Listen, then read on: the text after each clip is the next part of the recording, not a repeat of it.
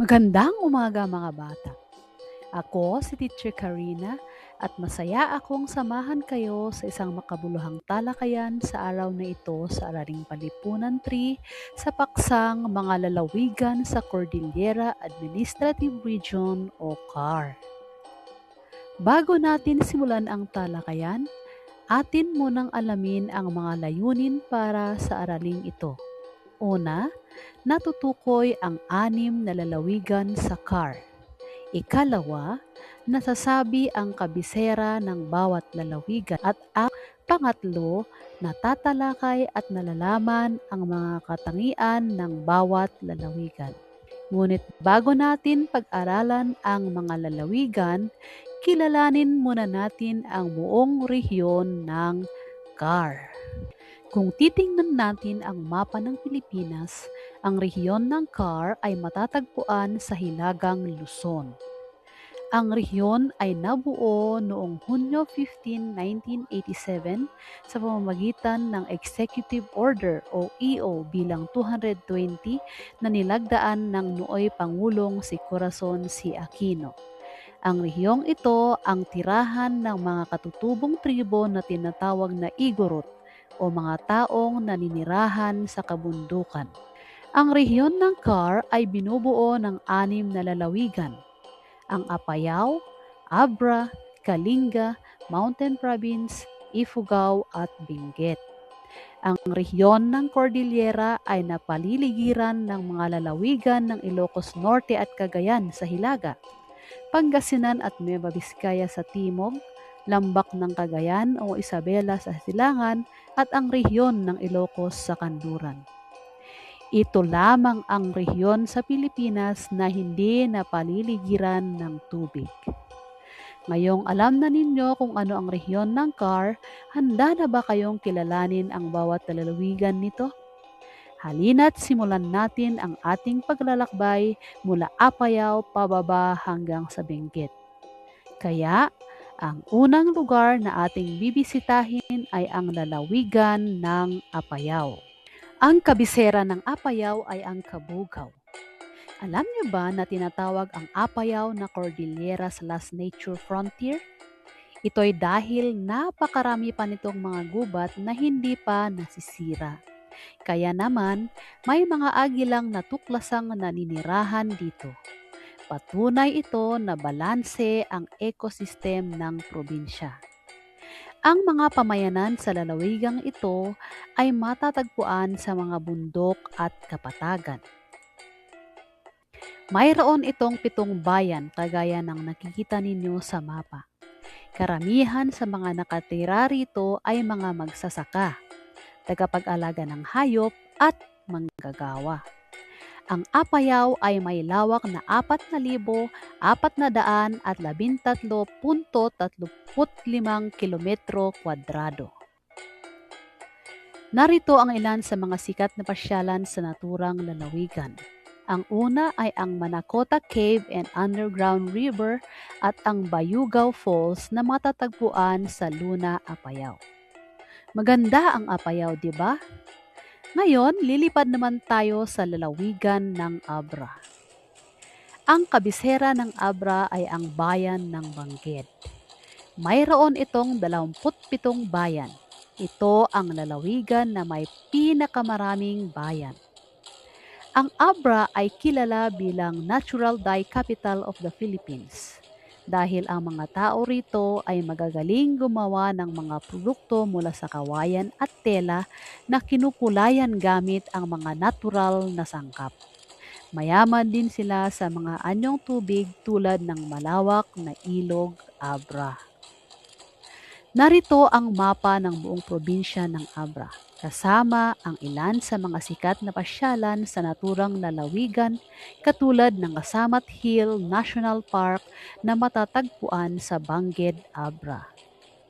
Isa namang sikat na pasyalan ang simbahan ng Santa Catalina de Alejandria na matatagpuan sa Tayum, Abra.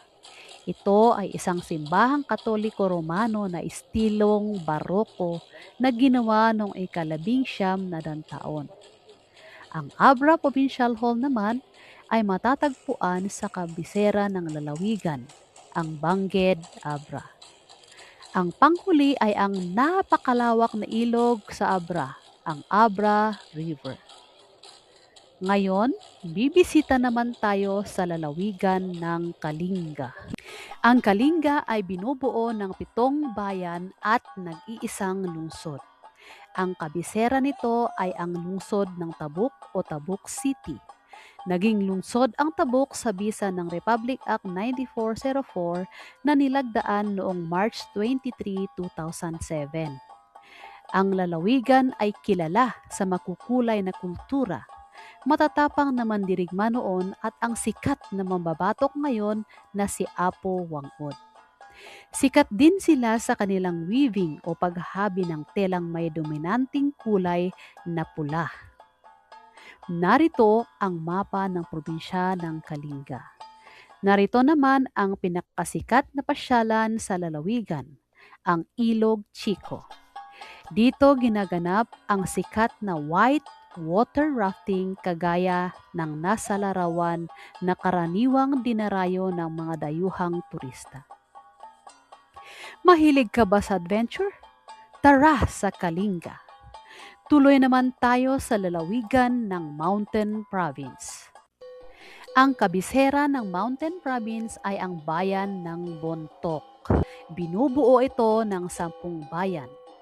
Ang lalawigan ay kilala sa mga bundok at rice terraces tulad ng Maligkong at Sagada. At tahanan naman ito ng mga grupong etniko tulad ng Bontoc, Kankanai at Balangaw. Mayaman din ang probinsya sa kultura at tradisyon na napanatili nila hanggang sa ngayon. Narito ang mapa ng probinsya. Ang Paradise Falls ay matatagpuan sa Bauco, habang ang sikat na hanging coffin ay matatagpuan sa Sagada. Marami pang iba na maaari ninyong pasyalan kung gusto ninyo ng adventure. Ito ang Mountain Province. Ngayon, dadako naman tayo sa susunod na probinsya, ang probinsya ng Ifugao. Ang Ifugao ay mayroong 11 o 11 bayan at ang kabisera nito ay ang bayan ng Lagawi. Tanyag sa buong mundo dahil sa hagdang-hagdang palayan o rice terraces. Ang rice terraces na ito ay ginawa ng mga ninuno gamit lamang ang kanilang mga kamay, libong taon na ang nakararaan. Ipinapakita nito kung gaano kasipag at katalino ang mga Ifugao.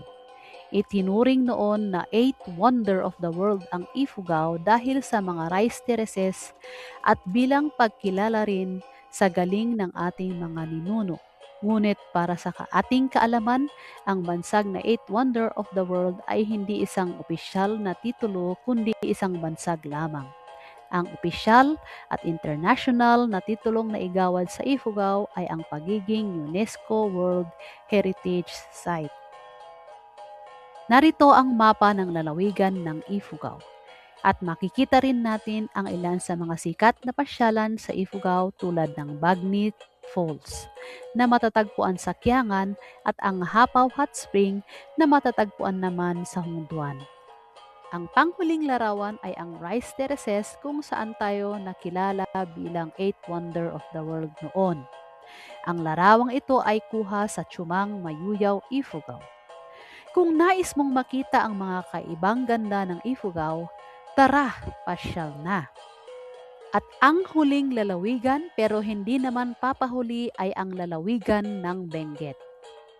Ang Benguet ay may 13 bayan at isang lungsod. Ang lungsod ng Baguio na tinaguri ang summer capital of the Philippines dahil sa malamig na klima rito. Ang kabisera ng Benguet ay ang La Trinidad. Kilala bilang salad bowl of the Philippines dahil dito galing ang karamihan sa mga gulay tulad ng repolyo, carrots at patatas na kinakain natin. Dito rin galing ang matatamis na strawberry at matatagpuan ang pinakamataas na bundok sa Luzon, ang Mount Pulag. Nakikita ninyo ang mapa ng Benguet at ang larawan ng Atok View na matatagpuan sa Atok Benguet at ang Mount Pulag, ang pinakamataas na bundok sa Luzon na matatagpuan sa Kabayan, Benguet. Narito ang buod ng kabisera ng bawat lalawigan. Apayao, Kabugaw, Abra, Benguet, Benguet, La Trinidad, Ifugao, Laggawe, Kalinga, Tabuk City, at Mountain Province, Bontoc. Mga bata, dito nagtatapos ang ating talakayan. Upang matiyak na naunawaan ninyo ang ating aralin, inaanyayahan ko kayong sagutin ng pasalita ang mga tanong sa pagtataya sa pag-unawa. Ano ang ibig sabihin ng acronym na CAR?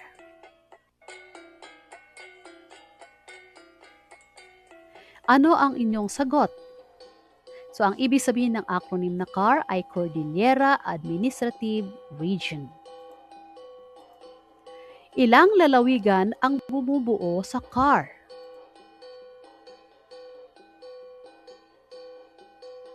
Ano kayang sagot? Ilan kaya?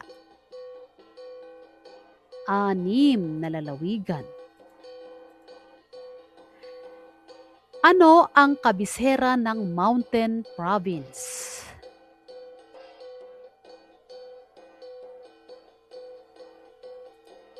Ang kabisera ng Mountain Province ay Bontoc.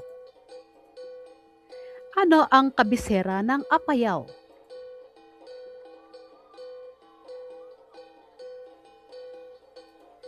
Ang kabisera ng Apayao ay Kabugaw. Nakakasabay ba kayo? Ano naman ang kabisera ng Ifugao?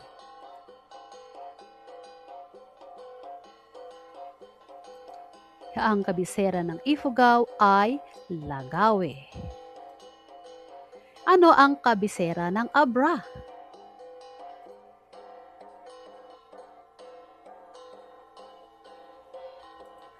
Ang kabisera ng Abra ay ang Benguet. Ngayon, ano naman ang kabisera ng Benguet?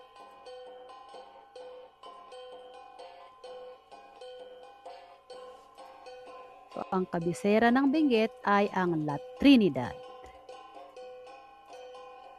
Ano naman ang kabisera ng Kalinga?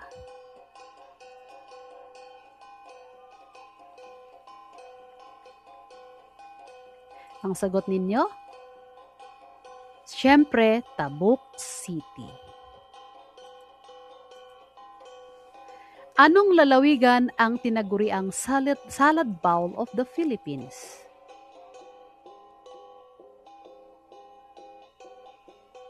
Ano ang inyong sagot?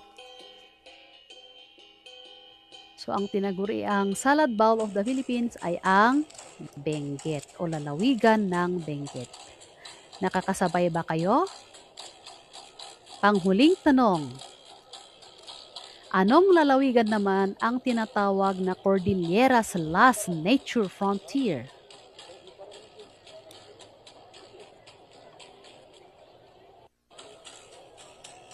Ano kaya ang sagot nito? Ang lalawigan ng Apayao ang tinatawag na Cordillera's Last Nature Frontier. Magaling mga bata!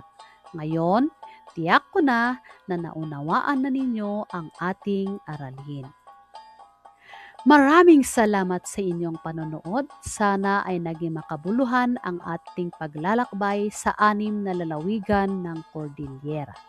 Muli, ako si Teacher Karina na nagpapaalala, ang batang may alam ay batang makabayan.